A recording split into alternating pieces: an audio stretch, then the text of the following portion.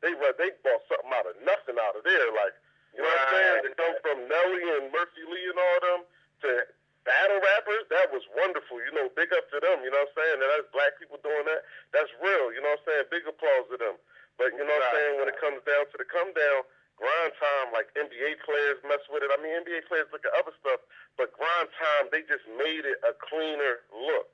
It's just a cleaner look. It's not, you know, they don't have a bunch of just gleams all the time. They spread it out. You like URL, ain't no nerds going there. It's not opened up. Just like Steve Nash ain't coming to the Rutgers. Okay. You know, okay, I can dig it. That's a decent way to put it. But look, we're gonna keep it moving. I want to know. We're gonna throw a couple names at you, and you let us know. You know what I mean? What you think? A couple previous names of your previous battles. And I mean, just give us a quick synopsis, like K-Sign. K-Sign. I didn't know who I was battling until I got to the door.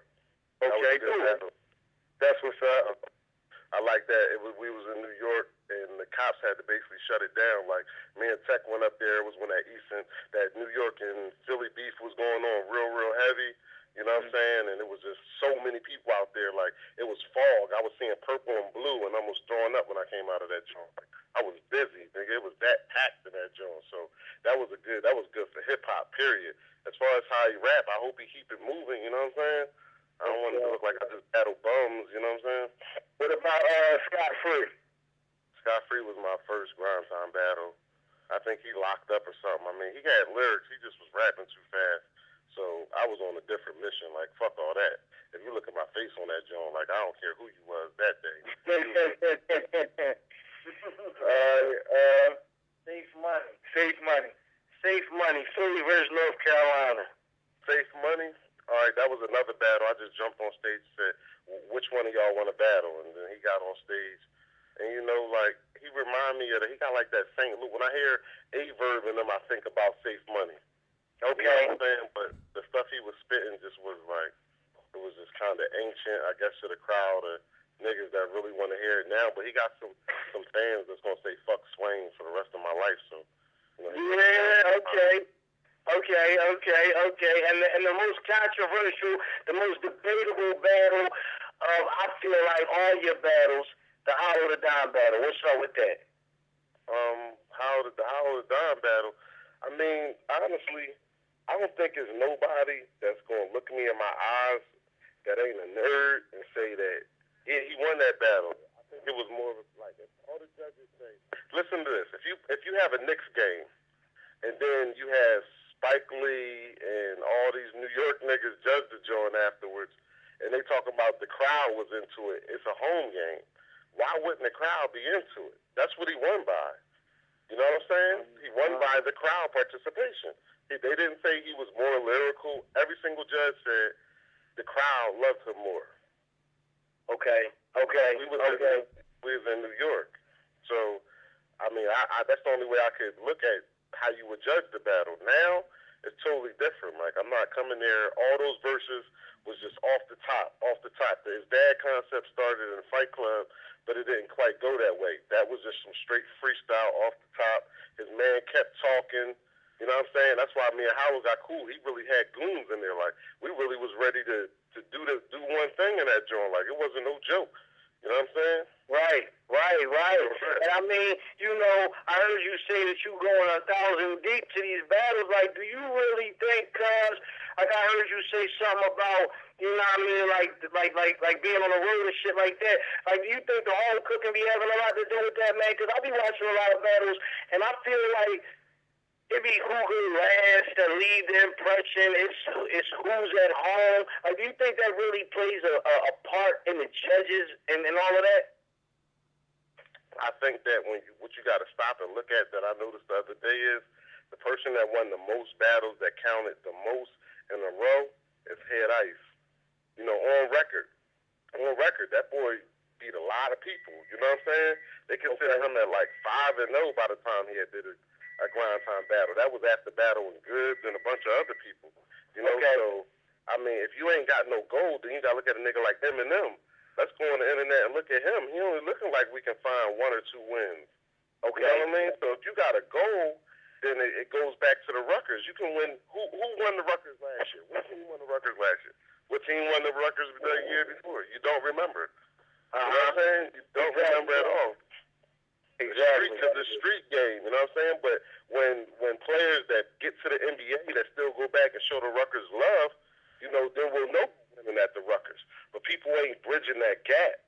That gap ain't being bridged. There ain't too many people getting out there. You can't really, like Sirius Jones. They talk a lot about Sirius Jones. I see him do a lot of interviews, but I'm just not too familiar with Sirius Jones as a rapper other than the battles. You know what I'm saying? Yeah. I try to speak and play the role, I can't do that. I only know you really as a battle rapper. And he may feel the same way about me, but that's why every day I'm working on bridging that gap. You know what I'm saying? So I can be the next Lil Wayne. So then I can, if I got a problem with a rapper, I can say, yo, battle me, nigga. You know what I'm saying? And we can have it at an arena, and in between each battle, we can have shows, and then it get to another level.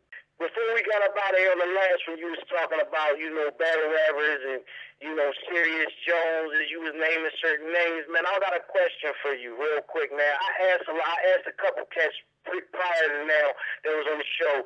Man, what do you feel about some of the names like Murder Mook, like Sirius Jones, like Loaded Lux? Like, these dudes' names get brought up in the battle circuit a lot, but I see that they're not really active in the circuit, and they got put on a pedestal as if, like, they hung their mics up as far as in the arena. How do you feel about those dudes?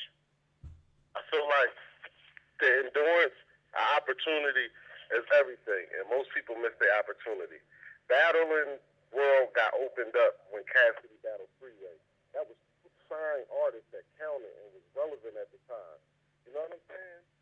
Okay. They were really relevant at that time, and nobody really kind of like stepped up and figured out a way to bridge that gap. Now you got people like Murder Mook. No offense to his craft, that battle thing really do. But Cassidy already had shit out when he was battling, you know what I'm saying? Like, really had shit out in the game before he was really talking about, he wanted all this buku money, you know what I'm saying? Like, I think that niggas should use the battle shit to keep their careers popping. That's where I fucked up. I got the Sony deal and was like, hey, I ain't got to battle no more and shit. And, like, my source of promotion just stopped. Like, you know what I'm saying? Like, the videos, they was cool, they was all right and all that, but it's nothing like that battling rush and how people relate to you and people in their everyday life quote your battle shit. You know what I'm saying? They quote your lines, and in school, kids is talking about what you did next. That's really big for your promotion. So I feel like any rapper that ain't doing it, that's just straight like, yo, I'm not with battling or want some buku money and they not really at that level, I think they taking away from themselves more than anything. That's the decision they got to do for themselves. You know what I'm saying? Indeed. So, all right, cool. In the gang, like, who do you feel on the battle circuit? Like, what's your? We always ask cats this, man. Who's your top five? Who's in your top five in the battle circuit right now? My top five in the battle circuit. Yeah, excluding yourself. Yeah, of course. I don't even put myself in the battle circuit. Hollow. I just really think right now between him and a seasoned Tech 9, Tech been going through a lot of stuff, you know what I'm saying? RIP to his sister and all that. But a seasoned Tech 9 is really vicious, you know what I'm saying? Yeah. A seasoned Tech 9, like, he would be, like, right at number one. That's somebody who, I get a bitch, she ain't never heard rap before. I turn on this battle and I'm a fuck.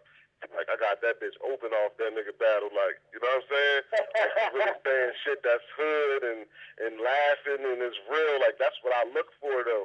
As far as, lyrics and trying to go off and, the cannabis type shit and, that's Hollow. You know what I'm saying? Like, I get at to him. I don't care nobody do it quite like that.